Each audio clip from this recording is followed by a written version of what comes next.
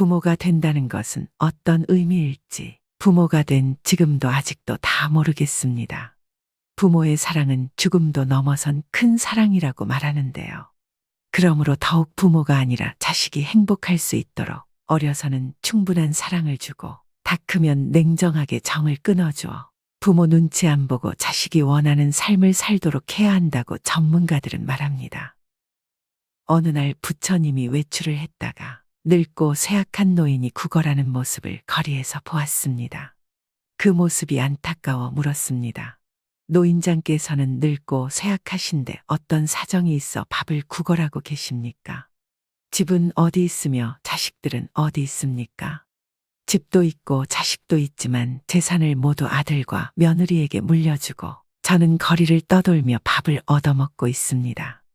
그러자 부처님께서 이것을 자식에게 들려주라고 하셨습니다. 아들을 낳고 얼마나 기뻐했던가. 아들을 위해 재물도 모아 장가까지 보내주었네. 그러나 나는 집을 쫓겨난 거지 신세. 어떤 시골의 못된 자식이 저를 낳고 길러준 아비의 뜻을 등지니 그는 얼굴만 사람이지 마음은 나찰. 끝내 늙은 아비를 버렸구나. 늙은 말이라 쓸데없다 하며 보리 껍질까지 다 빼앗아가니 자식은 아직 젊고 아비는 늙은 몸이지만 그래도 살자 하니 밥을 얻어야 하는구나. 자식을 너무 사랑할 필요가 있나. 차라리 이 구부러진 지팡이가 더 낫다네.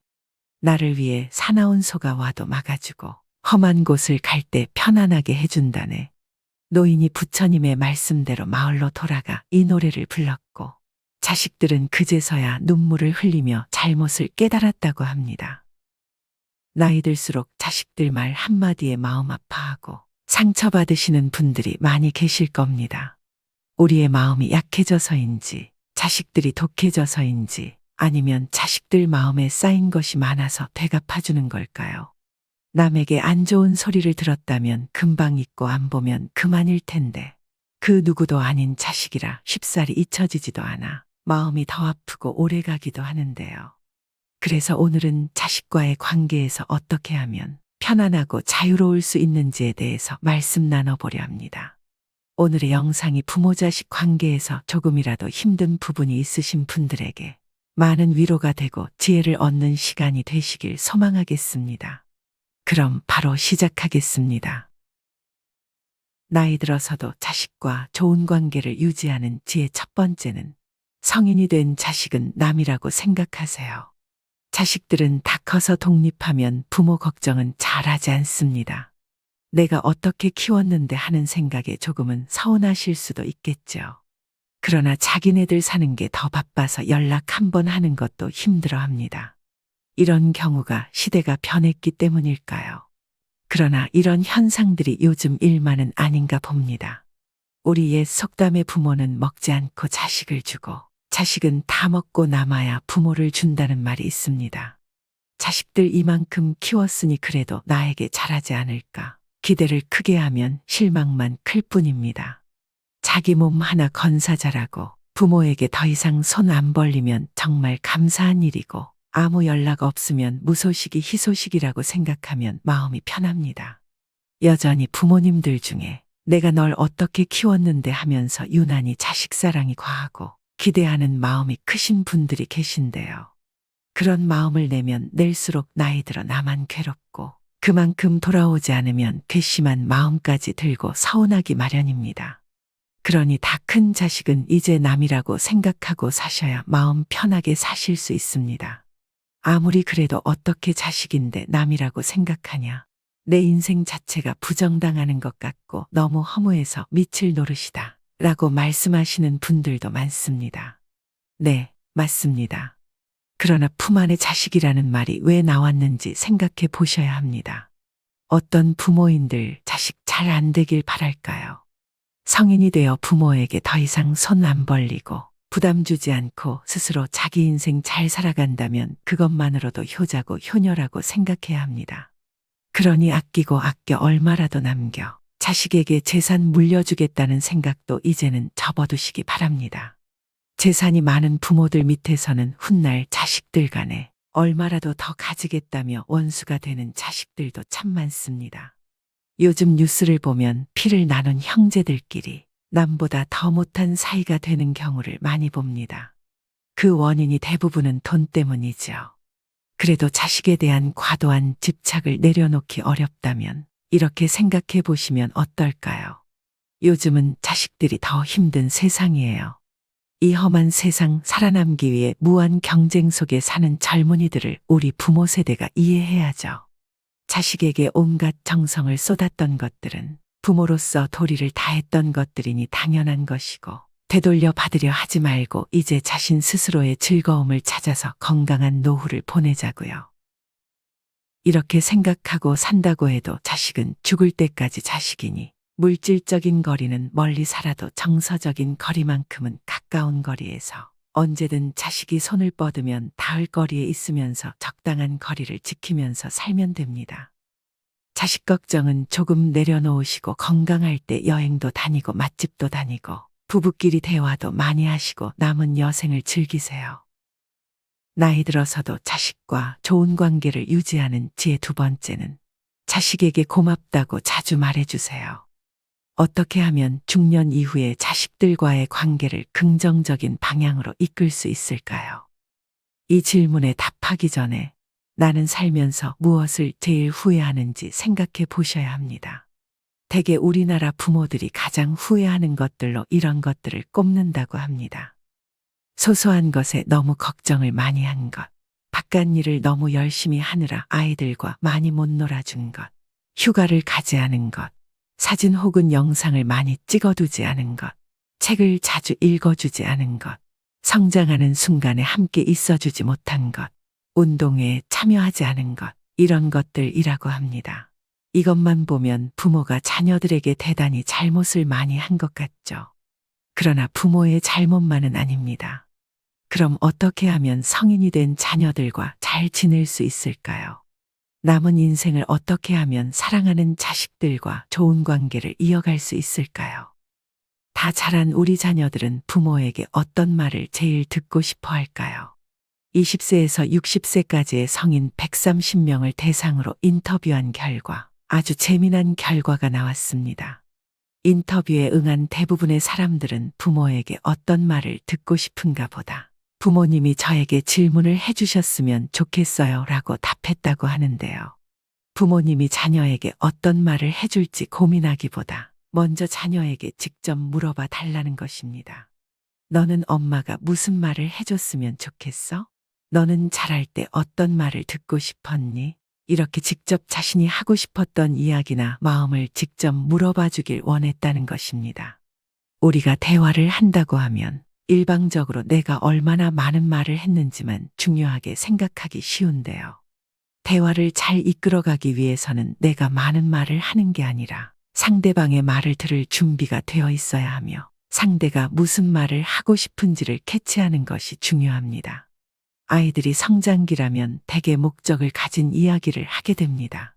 그러나 이미 성장기를 지나 성인이 되었다면 이제는 이미 인생의 길을 함께 걸어가는 동반자가 되었다는 뜻입니다. 이제 자녀들이 성인이 되었다면 직접 물어봐 주세요. 너가 어릴 때 어떤 이야기를 듣고 싶었는지, 그리고 지금은 어떤 이야기를 듣고 싶은지, 그것이 함께 살아가는 동반자로서 성인 간의 대화라고 할 수 있습니다.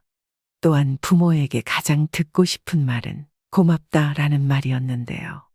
이렇게 잘 자라주어 고맙다, 잘 살아주어 고맙다 같은 말을 듣고 싶어 했습니다. 더불어 자랑스럽다는 말도 듣기를 원했습니다. 인터뷰했던 사람 중에 46세인 인터뷰어가 있었는데요. 그의 부모님은 두 분 다 80대셨는데 두 분 다 말이 없으시고 매우 엄격하셨다고 합니다. 이분은 장남이었고 여동생이 둘 있었는데요.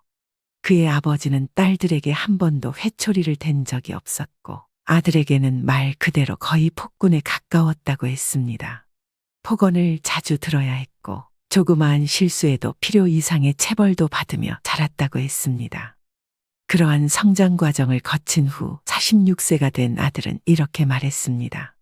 저는 한 번도 아버지를 원망한 적이 없습니다. 왜냐하면 저는 장남이니까요. 그런데 아버지가 저에게 딱 한마디만 해주셨으면 좋겠어요. 아버지는 내가 자랑스럽다. 너는 우리 집의 자랑스러운 장남이다. 이 말이 그렇게 듣고 싶었습니다. 그러면서 인터뷰 자리에서 꽤 오랜 시간 눈물을 흘리셨습니다. 옆에는 그의 아내도 함께였는데 결혼 생활 20년 동안 남편이 그렇게 흐느껴 우는 것을 보지 못했다고 했습니다. 세 번째는 공개 칭찬이었습니다. 다른 사람들이 있는 곳에서 나를 좀 칭찬해 주셨으면 좋겠다고 말했습니다.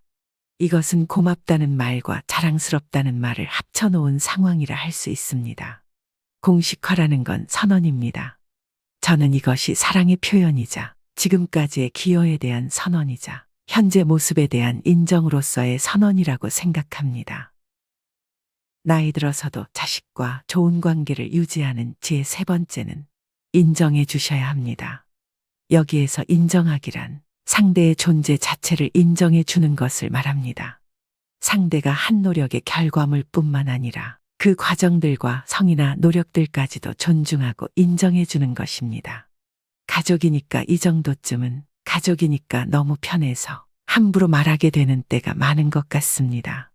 속마음까지도 다 알고 이해해 주겠지라고 착각하기 매우 쉽습니다. 그러나 가족이라서 편하게 대했던 행동이나 말들을 잘 생각해 보세요. 우리는 너무 편하다고 생각하는 관계에서 생각지 못한 큰 상처를 주기가 더 쉽다는 것을 간과할 때가 많습니다. 또한 존중하고 예의 있게 대하며 인정해 주는 것이 더욱 어렵고 야박할 때가 많은데요. 저는 소통 강사 김창옥 교수님이 하신 말씀 중에서 가족 관계에서 가장 중요한 건 사랑이 아니라 예의인 것 같다는 말을 참 좋아합니다. 이것은 부모와 자식 관계에서도 매우 중요하다고 할 수 있습니다. 내가 낳았고 길렀기 때문에 내 자식이니까 잘안다고 착각하게 되는 경우가 많습니다. 그렇기 때문에 당연히 사랑으로 키우지만 예의를 꼭 지켜야만 나중에 자식들이 성인이 되고 독립을 하더라도 좋은 관계로 오래 남을 수 있다고 생각합니다. 예를 한번 들어보겠습니다. 자녀가 열심히 공부했지만 성적이 생각보다 낮게 나온 경우 좀 더 열심히 하지 그랬니? 라고 결과에 대한 피드백을 주기보다 이번에 정말 늦은 시간까지 잠도 줄여가며 열심히 공부했는데 한 만큼 결과가 좋지 않아서 내가 얼마나 속상하겠니? 라고 자녀의 마음을 먼저 돌아봐 주는 것이 훨씬 자녀를 성장시키고 동기부여가 될 수 있다는 것입니다. 물론 결과가 좋지 않아 속상한 자녀를 보고 이렇게 말해주는 게 어렵다는 것을 너무나 잘 알고 있습니다. 저도 다짐해보지만 예쁘게 말하는 습관이 잘 배어있지 않아서 너무 어렵기 때문입니다. 그러나 그러한 부모의 말에 사랑이 없는 것은 결코 아닙니다. 당연히 자녀를 걱정하고 더 잘해서 기뻐하는 모습을 보고 싶어서 사랑하는 마음에 하는 말들일 겁니다. 그러나 말이 곱게 나가지 않는다면 오해는 쌓일 수밖에 없기 때문에 예쁘게 말하는 것도 노력으로 어느 정도 극복할 수 있습니다. 눈에 넣어도 아프지 않은 자식이기 때문에 노력하고 또 노력해야 하며 함부로 대하지 않고 예의 있게 대하는 것은 무엇보다 중요합니다. 따라서 인정을 잘하는 연습을 지금부터 하시면 좋습니다. 지금껏 가족을 위해, 자식들을 위해 사랑하며 헌신하며 살아온 시간들을 돌아보면 조금은 허무하기도 하고 이 모든 노력이 과연 무엇을 위한 것이었는지, 누구를 위한 것이었는지 헷갈리고 회의감이 몰려올 수 있습니다. 열심히 살아온 것에 대해 고마워하는 이 하나 없다면 그 공허감은 더 크게 부풀려질 수도 있습니다.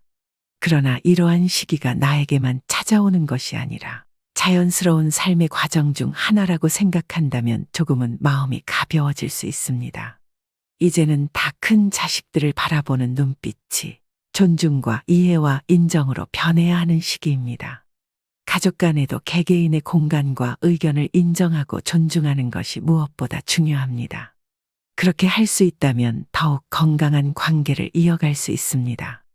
중년 이후의 삶이란 새로운 기회와 도전을 의미하며 이제 삶의 막바지가 아니라 자신만을 위한 더욱 활동적이고 주체적인 삶을 살아갈 수 있는 최적의 시기라고 볼 수 있습니다. 이렇게 소중한 시간의 자식 걱정은 이제 내려놓고 오로지 나의 행복을 위해 무엇을 하며 살아갈지에 대해서 생각하고 또한 그 생각을 실행으로 옮기는 일만이 남았습니다. 가보고 싶었던 곳도 여행하고, 읽고 싶었던 책도 마음껏 읽으시고, 배워보고 싶었던 것들도 배워보는 일을 머뭇거리지 않으셨으면 좋겠습니다. 이제는 싫어하지만 어쩔 수 없이 했던 일보다 좋아하는 일을 찾아서 시작해보세요. 좋아하는 일만 하기에도 인생은 생각보다 짧을 수 있습니다. 그리고 내 어깨가 너무 무겁다면 혼자 다 짊어지려 하기보다 가족들과 나눌 수 있는 부분이 있는지 대화를 통해 꼭 나누어 지셨으면 좋겠습니다. 물론 익숙하지 않아서 실수할 수 있지만 무엇이든 다 괜찮다고 말씀드리겠습니다. 실수라는 것도 시작했기 때문에 찾아오는 하나의 해프닝이고 이 모든 것은 다 지나간다는 것을 모두 아실 겁니다. 우리에게 주어진 시간이 얼마일지 아무도 알지 못하기 때문에 아이러니하게도 우리는 더욱 치열하게 살아갈 힘을 얻는 게 아닐까요? 주어진 하루하루, 기적 같은 오늘이라는 나를 위해 즐겁고 행복하게 살아가시길 바라겠습니다. 저도 마찬가지로 오늘 하루를 즐겁게 살아가겠습니다. 미국의 작가 제임스 오펜하임은 어리석은 사람은 멀리서 행복을 찾고 현명한 사람은 자신의 발치에서 행복을 길러낸다고 했습니다. 행복은 멀리에 있지 않습니다. 어쩌면 매 순간 우리가 딛고 있는 모든 공간에 함께할지도 모르겠습니다. 오늘 하루 소소한 행복을 많이 길러내시고 더 많이 웃으시길 소망합니다. 오늘의 내용이 모든 구독자분들의 힘들고 지친 마음에 한 줄기 따뜻한 희망의 빛이 되었으면 좋겠습니다. 오늘도 시니어 톡톡과 함께 해주셔서 무한한 감사를 드립니다. 여러분의 행복한 인생 이막을 언제나 응원하겠습니다. 오늘 내용이 도움이 되셨다면 주위 분들께도 공유 부탁드립니다. 다음 시간에 더 유익한 내용으로 찾아오겠습니다. 구독과 좋아요, 알림 설정은 제작에 큰 힘이 됩니다. 오늘도 행복한 하루 보내세요. 감사합니다.